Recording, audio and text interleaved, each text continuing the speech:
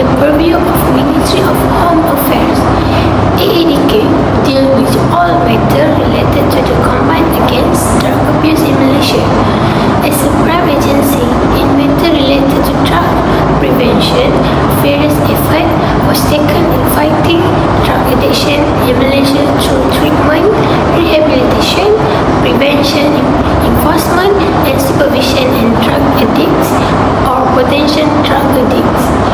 The National Anti-Drug Agency is a leading agency in combating chess problems and always striving hard to provide the best service in terms of treatment and rehabilitation, prevention, and enforcement. Child abuse and addiction has become one of the major problems that has had an impact negative in human life around the world. Our country, Malaysia, is also not spared from faces with this problem, and it has become ingrained in the social landscape of the country. Abuse, the increasingly serious drug in Malaysia since the 1970s, has prompted the government to declare drug as the nation's #1 most. Implementation of an eradication strategy drug abuse in Malaysia was streamlined by Prime Minister Directive #1 year 2004. This directive was issued to establish a coordination machinery for the implementation of the system eradication policy drugs at the national, state, and district level to realize the goal of a drug-free Malaysia. AADK's strategy plan will serve as a guideline to AADK in implementing a more systematic and planned program, as well as ensuring that AADK can meet the challenges of the drug issue effectively. The strategic plan will also act to ensure that AADK can achieve the expected outcome based on the target duration. Good morning. My name is Dashin, daughter of Tamil Selvam. I am taking Diploma in Enforcement Management Batch 25B. My student ID number is DEM1121103. Today I want to talk about AADK. AADK is Agensi Anti-Dadah Kebangsaan, in English National Anti-Drugs Agency. The National Anti-Drugs Agency is shortly called as AADK. In early, AADK is well known as National Drug Agency or called as ADK, and it was established on February 7, 1996. Its establishment was accepted to combining with Anti-Drug Task Force PPAD and Treatment and Rehabilitation Division BRPD as the agency. National Drugs Agency ADK is under Ministry of Home Affairs of Malaysia KDN. Moreover, role of National Anti-Drugs Agency is to ensure that national efforts to combat the threats of drugs to switch out in planned, directed, and coordinated manner in arrangement to build a drug-free society. That's all. Thank you. Good morning, my name is Sri Shakti Anapupa S. Mohandas. My metric number is DEM 1021078. Today I will talk about AADK N2 and the purpose to be established. To start with, the National Anti-Drug Agency is a government agency under the Ministry of Home Affairs that manages matters related to drug abuse in Malaysia. AADK is a key agency that plays a role in the government's effort to create a drug-free Malaysia in 2015. In addition, to provide knowledge to agency officers on the establishment of a national anti-drug agency. to introduce agency officer to the National Anti-Drug Agency Act 2004 Act 638 to provide knowledge to agency officer on the role of jurisdiction, function and duties of AADK and agency officer under the AADK Act 2004. Last but not least, the AADK Act 2004 provided for the function and role to be played by the AADK and agency officer for purpose of combating dangerous drugs in Malaysia. Thank you. Hi, my name is Nazara Lubis Binti Amin Zahari. My student ID is AEM 11211139. Today I would like to talk about ADK function. It is an agency under the Ministry of Home Affairs that manage matters related to eliminating drug abuse. There are three main functions. The first one is prevention, the second one treatment, medicine and rehabilitation. The third one is enforcement and security. Prevention is for prevent the community about the tree of drug.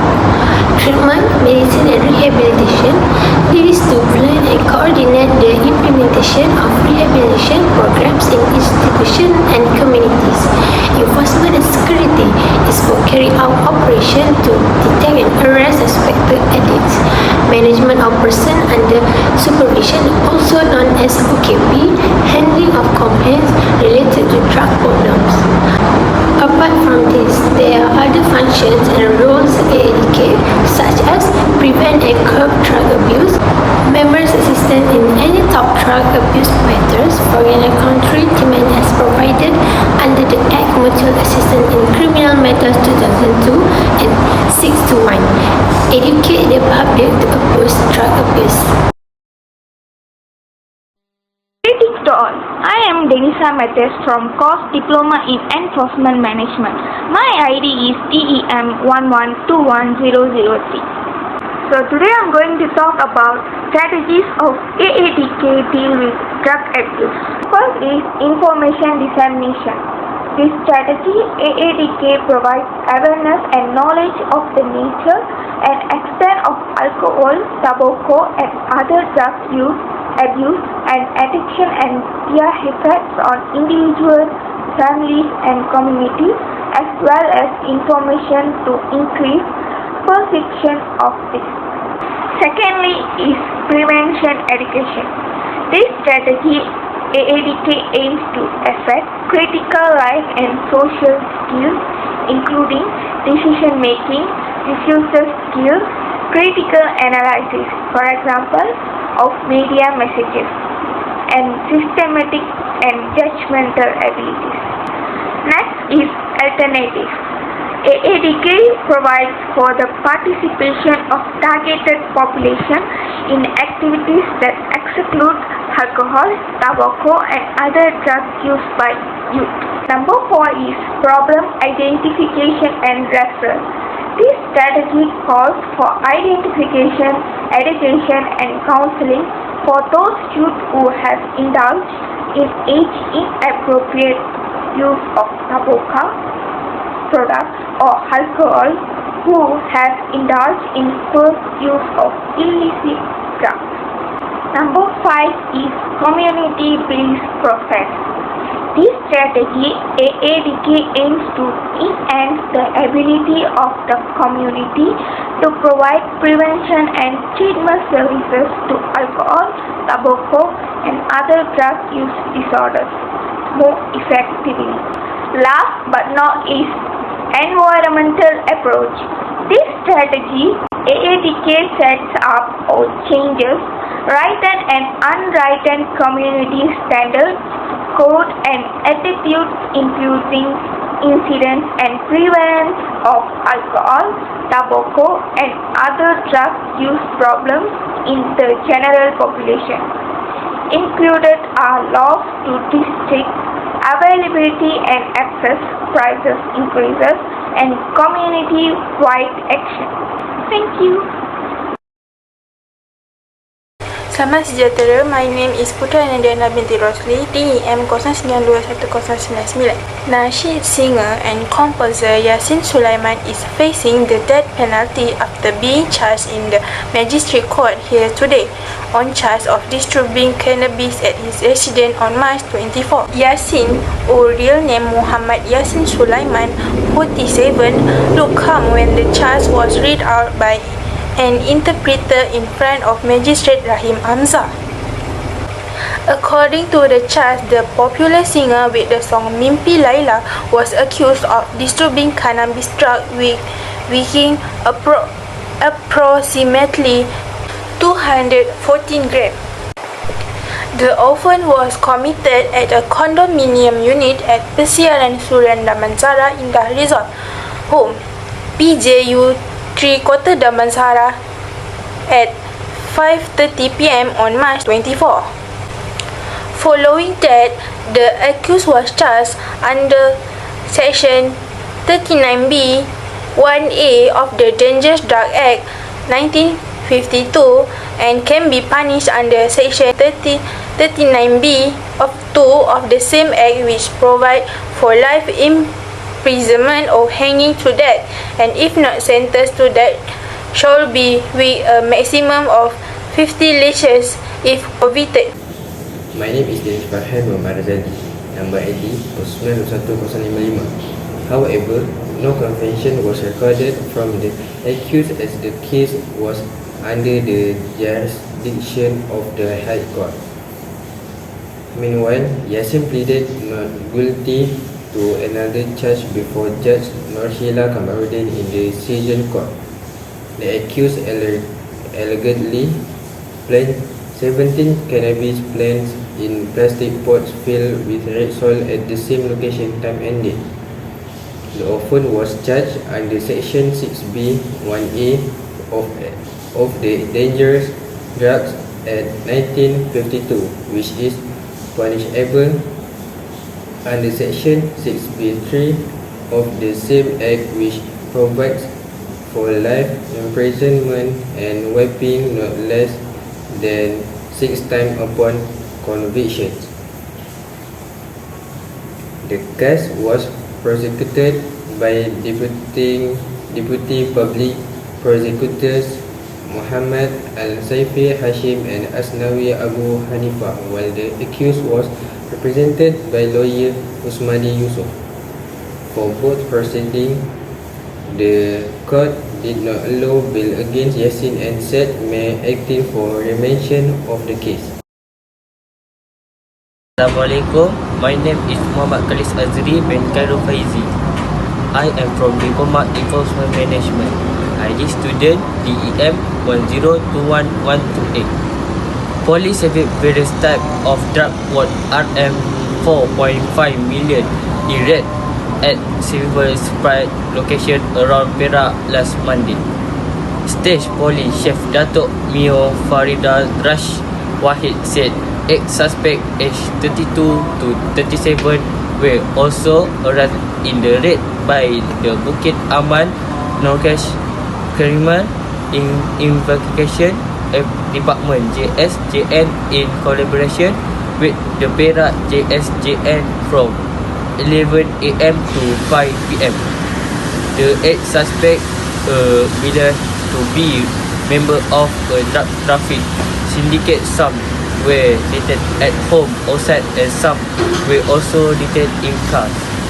Urine test screen on all 8 suspects for their result were negative, but a review of criminal record confirmed that 5 of them had previous record related to crime and drug.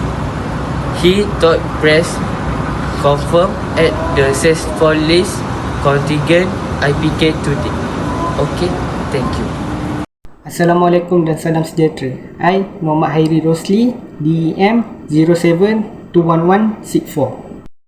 We will continue to work to track down the remaining members of the syndicate, and the case is currently being investigated under Section 39B of the dangerous drug at the 1932, which the suspect now remanded for 7 days starting last Tuesday. 4. Extra was also taken under the dangerous drug at 1988, where JSJN says various syndicate assets estimated to be worth RM 220,720 involving cash, jewelry and money.